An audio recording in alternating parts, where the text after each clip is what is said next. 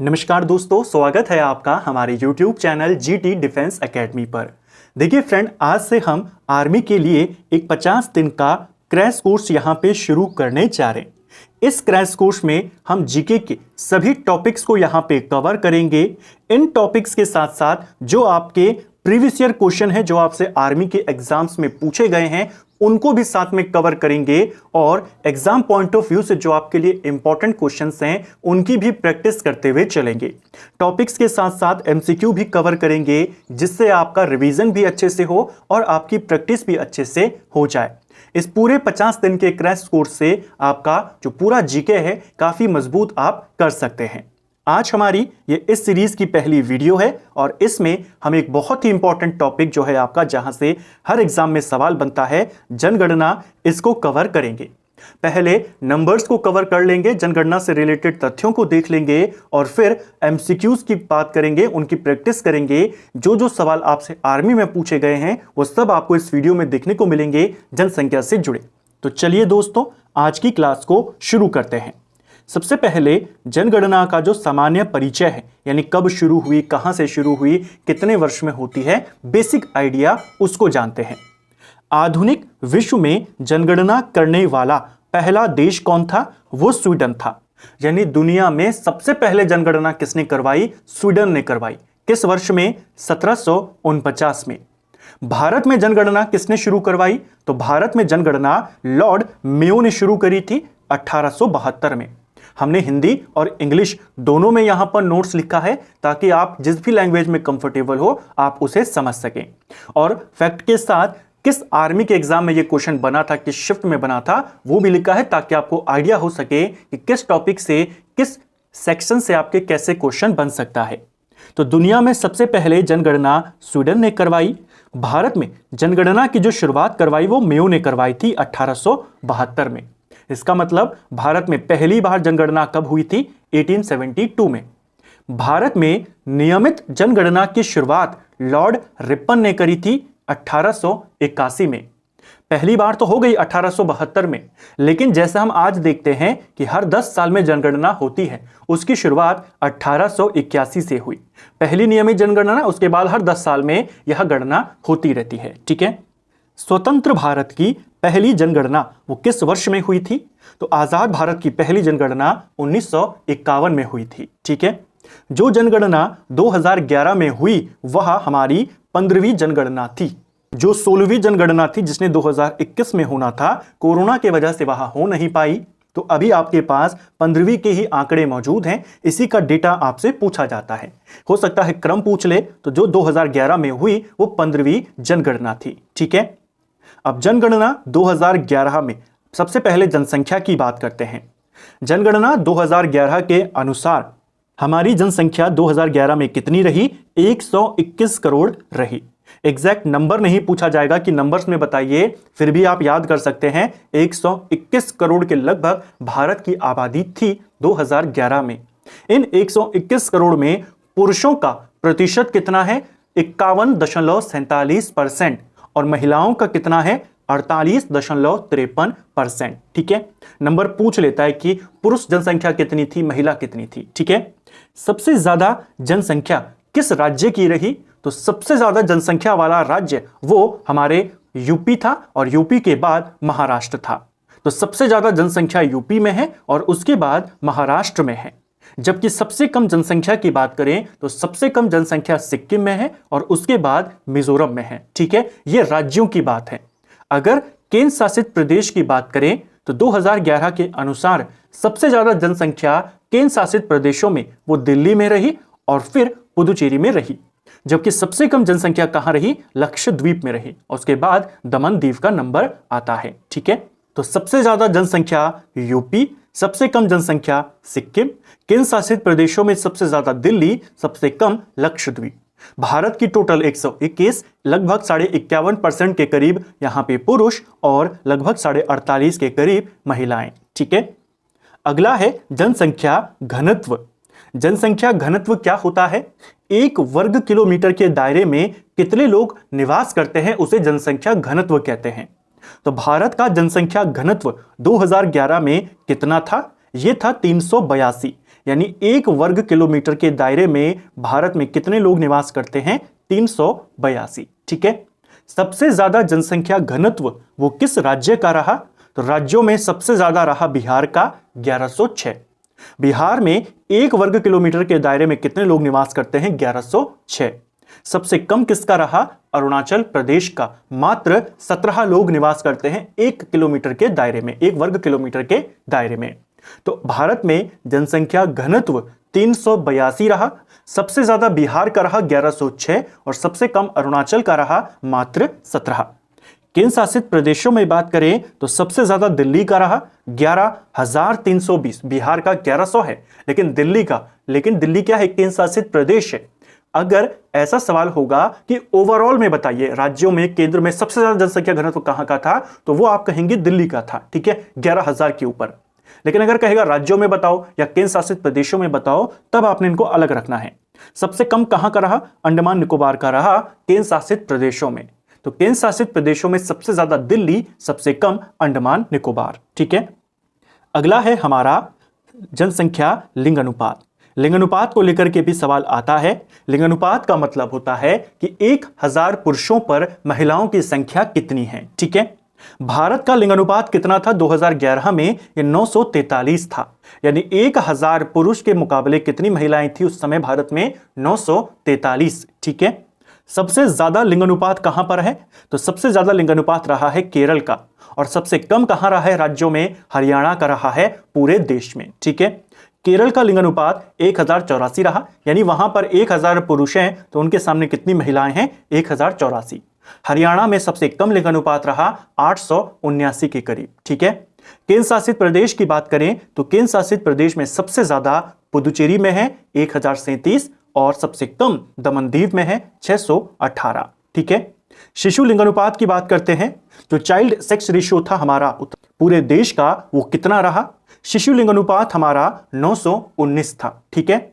सबसे ज्यादा शिशु लिंगानुपात किस राज्य का रहा? तो सबसे ज्यादा अरुणाचल का रहा 972 और सबसे कम इसमें भी हरियाणा रहा। तो नॉर्मल लिंग अनुपात में सबसे ज्यादा किसका था? वो केरल का था। लेकिन शिशु लिंग अनुपात में सबसे ज्यादा किसका है? वो अरुणाचल का है। ठीक है। हरियाणा दोनों में आखिरी पायदान पर था। केंद्र शासित प्रदेश की बात करें तो सबसे ज्यादा शिशु लिंग अनुपात अंडमान निकोबार का है और सबसे कम दिल्ली का है। ठीक है। आपसे केवल सबसे ज्यादा या सबसे कम वाले पूछे जाएंगे या पूरे देश में कितना है वो पूछा जाएगा। तो शिशु लिंग अनुपात 919 था और नॉर्मल लिंग अनुपात हमारे देश का 943 था। ठीक है। जन्म दर, मृत्यु दर, यहां से भी सवाल आते हैं कि 2011 के अनुसार देश में जन्म दर कितनी थी, मृत्यु दर कितनी थी। जन्म दर जो थी वो 21.4% थी भारत में। ठीक है। और मृत्यु दर थी वो लगभग 7% के करीब थी। ठीक है। तो जन्म दर कितना था भारत का 2011 में? लगभग 21.5%। और मृत्यु दर कितना था? लगभग 7%। शिशु मृत्यु दर भी पूछ लिया जाता है। शिशु मृत्यु दर कितना था? 40% था 2011 में। यह जितना कम हो सके उसे करना चाहिए, लेकिन 2011 में यह कितना था? 40% था। सबसे ज्यादा जन्म दर किस राज्य का रहा? तो सबसे ज्यादा जन्म दर बिहार का रहा, सबसे कम गोवा का रहा, सबसे ज्यादा मृत्यु दर उड़ीसा का रहा, सबसे कम नागालैंड का रहा, और सबसे ज्यादा शिशु मृत्यु दर असम का रहा और सबसे कम गोवा का रहा। तो गोवा ऐसा राज्य है जहां पर सबसे कम जन्म दर है और सबसे कम बच्चों का मृत्यु दर है, वहां पर गोवा है। सबसे कम मृत्यु दर में नॉर्मल में वो नागालैंड है। सबसे ज्यादा जन्म दर बिहार, सबसे ज्यादा मृत्यु दर उड़ीसा और सबसे ज्यादा शिशु मृत्यु दर असम। ठीक है। अगली है हमारी साक्षरता। साक्षरता को लेकर के भी क्वेश्चन आता है कि किस राज्य में कितने प्रतिशत लोग साक्षर हैं। भारत की साक्षरता बताइए, पुरुष साक्षरता बताइए। देश की जो साक्षरता दर रही वो 74.04% रही 2011 में। सबसे ज्यादा साक्षर राज्य था हमारा केरल, लगभग 94% वहां की आबादी शिक्षित थी। जबकि सबसे कम शिक्षा कहां पर है? बिहार में, लगभग 62% के करीब। तो सबसे ज्यादा शिक्षा कहां पर है, शिक्षित कहां पर हैं लोग? वो केरल है और सबसे कम वो बिहार था 2011 में। ठीक है। केंद्र शासित प्रदेशों की बात करें तो केंद्र शासित प्रदेशों में सबसे ज्यादा साक्षरता वो लक्षद्वीप में है और सबसे कम दादर नागर हवेली में है। ठीक है, इसी प्रकार आपसे साक्षरता दर पूछेगा तो आप कहेंगे 74% के करीब है, लेकिन अगर पुरुष साक्षरता पूछेगा तो आप कहेंगे भारत में पुरुष साक्षरता 82% है और महिला साक्षरता लगभग 65% के करीब है। यानी 100 में से 82 पुरुष यहां पे साक्षर हैं और 100 में से लगभग 65 महिलाएं साक्षर हैं। ठीक है, सबसे ज्यादा पुरुष साक्षरता कहां पर है? केरल में है। सबसे कम पुरुष साक्षरता बिहार में है। सबसे ज्यादा महिला साक्षरता केरल में है और सबसे कम महिला साक्षरता बिहार में। तो तीनों में एक ही जैसा डेटा है, इसमें आपको कंफ्यूजन नहीं होगा। साक्षरता में पूछेगा, कोई भी साक्षरता हो, महिला पुरुष या ओवरऑल, उसमें केरल नंबर 1 है, बिहार सबसे आखिर है। ठीक है, हाँ, इनके परसेंटेज को आपने याद करना है, ओवरऑल कितना परसेंट है, पुरुषों का कितना है और महिलाओं का कितना है। ग्रामीण जनसंख्या की बात करें तो 2011 में भारत के अंदर कितने परसेंट लोग गांव में निवास करते थे, कितने परसेंट भारत की ग्रामीण जनसंख्या थी? 68.8% भारत की जो जनसंख्या रही वो ग्रामीण जनसंख्या है। ठीक है, सबसे ज्यादा ग्रामीण जनसंख्या कहां है? उत्तर प्रदेश में, और सबसे कम कहां पर है? सिक्किम में है। ठीक है, ग्रामीण जनसंख्या कितनी थी? लगभग 69% के करीब। सबसे ज्यादा यूपी, सबसे कम सिक्किम। सबसे ज्यादा जनसंख्या भी यूपी है और सबसे कम जनसंख्या भी सिक्किम है। ठीक है, अगला है शहरी जनसंख्या। शहरी कितना है? जब हमारा 68.8% ग्रामीण है तो बाकी का बचा 31.2 क्या होगा? शहरी जनसंख्या। सर्वाधिक शहरी जनसंख्या वाला जो हमारा राज्य है प्रतिशत में, वो महाराष्ट्र है और सबसे कम सिक्किम है। तो सिक्किम की जनसंख्या सबसे कम है, उसकी शहरी जनसंख्या भी सबसे कम है और ग्रामीण जनसंख्या भी सबसे कम है। यूपी की जनसंख्या सबसे ज्यादा है, ग्रामीण जनसंख्या सबसे ज्यादा है, लेकिन शहरी जनसंख्या अगर पूछेगा वो महाराष्ट्र की सबसे ज्यादा है। ठीक है, इसके अलावा एक और चीज आपसे पेपर में पूछी गई थी, भारत का 2011 में जो धार्मिक जनसंख्या है उसके आंकड़े पूछ लिए जाते हैं। तो ये एक छोटा सा टेबल है जिसके माध्यम से आप सभी आंकड़ों को एक क्विक रिवीजन यहां पे कर सकते हैं। एक तरफ धार्मिक वर्ग हैं, दूसरी तरफ उनकी जनसंख्या, जनसंख्या का परसेंट वृद्धि और लिंग अनुपात। देखिए, हिंदू जनसंख्या कितनी थी भारत में? 2011 के अनुसार लगभग 97 करोड़ के करीब, 80% के करीब हिंदू थे। हिंदुओं की जनसंख्या में कितने परसेंट की वृद्धि हुई? तो लगभग 17% की वृद्धि। का मतलब 2001 में कितनी थी और 2011 में कितनी हो गई? तो लगभग 17% की वृद्धि हुई। लिंग अनुपात कितना रहा? हिंदुओं में 931 का लिंग अनुपात रहा। मुस्लिम जनसंख्या की बात करें, इनकी जनसंख्या लगभग 17 करोड़ के करीब थी। परसेंटेज में बात करें तो लगभग 14% के करीब भारत में मुस्लिम आबादी है। 24% यहां पर वृद्धि हुई 2001 की तुलना में 2011 में। इनमें लिंग अनुपात कितना था? 936 था।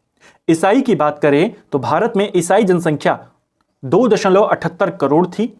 परसेंटेज में बात करें तो भारत की पूरी आबादी का लगभग 2.3% ईसाई है। 15% के करीब इनमें वृद्धि हुई। इनमें लिंग अनुपात 1006 है। यहां से आपके पास सवाल कैसा आता है उसको देखिए। सवाल आएगा, निम्न में से किस धर्म में लिंग अनुपात सर्वाधिक है? तो आप कहेंगे ईसाई धर्म में।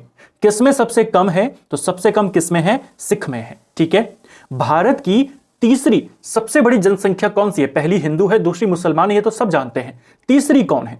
तीसरी ईसाई है। चौथी कौन है? चौथी आपकी सिख है। बौद्ध और जैन में कौन ज्यादा है? तो आप देखेंगे बौद्ध ज्यादा हैं और फिर जैन आते हैं। ठीक है, सिख धर्म की बात करें तो सिख के कितने लोग थे? सिख धर्म के 2.8 करोड़ लोग थे। यहां पर 2.08 करोड़, 1.7% पूरी जनसंख्या में इनका हिस्सा।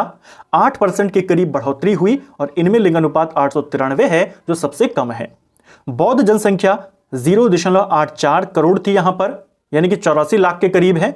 0.7% जनसंख्या परसेंटेज है। यह पेपर में आया था कि भारत की आबादी में बौद्ध जनसंख्या का प्रतिशत कितना है? तो 0.7%। 6.1% इनमें वृद्धि हुई। 953 इनका लिंग अनुपात है। जैन की बात करें तो 45 लाख इनकी आबादी है भारत में। 0.4% आबादी में इनका हिस्सा है। 5% के करीब इनमें वृद्धि हुई 2001 की तुलना में। लिंग अनुपात 940। तो ये एक छोटा सा टेबल था धार्मिक जनसंख्या भारत की। यहां से सवाल बना है, जैसे मैंने आपको कहा ये नंबर पूछा गया था। अब हमने पूरे आंकड़ों को देख लिया। भारतीय सेना के अग्निवीर के जो पिछले पेपर आपके रहे, पिछले साल जो आपके हुए, उसमें क्या क्या सवाल आए थे आपके पास जनसंख्या से जुड़े, अब उनको देखते हैं। पहला सवाल है 2011 की जनगणना के अनुसार सर्वाधिक ग्रामीण जनसंख्या वाला राज्य कौन सा है? तो सर्वाधिक जनसंख्या नहीं पूछी है, सर्वाधिक ग्रामीण जनसंख्या। लेकिन आप जानते हैं, अभी आपने पढ़ा कि ग्रामीण पूछे या जनसंख्या पूछे, नॉर्मली दोनों में किसमें है? दोनों सबसे ज्यादा यूपी में है। ऑप्शन सी सही आंसर होगा। अगर यही क्वेश्चन हो जाता कि शहरी जनसंख्या सबसे ज्यादा कहां है, तब आप कहते महाराष्ट्र। ठीक है, नेक्स्ट है, साथ में लिखा भी गया है कि कौन सा क्वेश्चन आपके किस एग्जाम में आया था। अगला है हमारा 2011 की जनगणना के अनुसार भारत की साक्षरता दर कितने परसेंट थी? तो कितने परसेंट थी भारत की साक्षरता दर? 74.04%। ठीक है, अगला 2011 की जनगणना के अनुसार भारत के किस राज्य में लिंग अनुपात सबसे कम है? तो सबसे खराब लिंग अनुपात कहां का था? हरियाणा का था। ऑप्शन बी सही आंसर हमारा होगा। ठीक है, सबसे अच्छा कहां का था? वो केरल का था। 2011 की जनगणना के अनुसार किस राज्य की साक्षरता दर सबसे ज्यादा है? तो साक्षरता दर सबसे ज्यादा केरल की है, किसी भी कैटेगरी में हो, चाहे ओवरऑल हो, पुरुष कैटेगरी में या महिला में। और सबसे कम कहां कर थी? वो बिहार की थी, किसी भी कैटेगरी में। ठीक है, अगला है 2011 की जनगणना के अनुसार किस राज्य का जनसंख्या घनत्व सबसे कम रहा?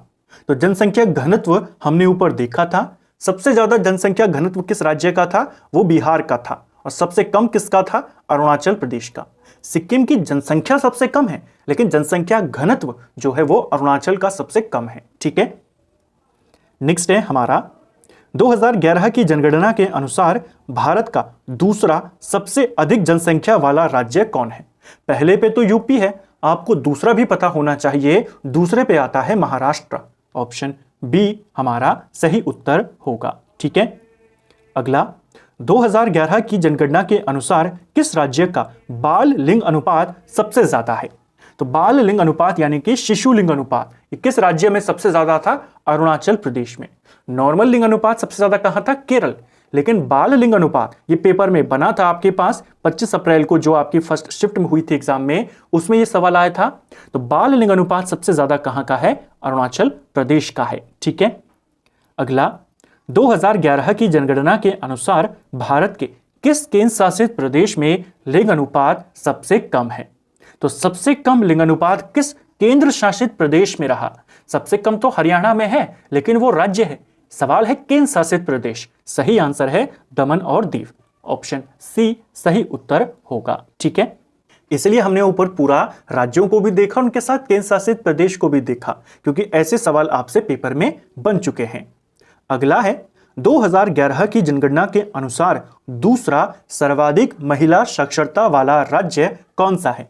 पहला कौन है? वो केरल है। उसी के साथ हमने ऊपर लिखा हुआ था कि केरल के बाद कौन आता है? मिजोरम आता है भारत में। ठीक है, अगला 2011 की जनगणना के अनुसार सर्वाधिक जनसंख्या किस राज्य की थी?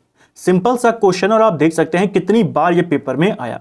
सबसे ज्यादा जनसंख्या जो थी वो उत्तर प्रदेश की थी। ऑप्शन सी सही उत्तर होगा।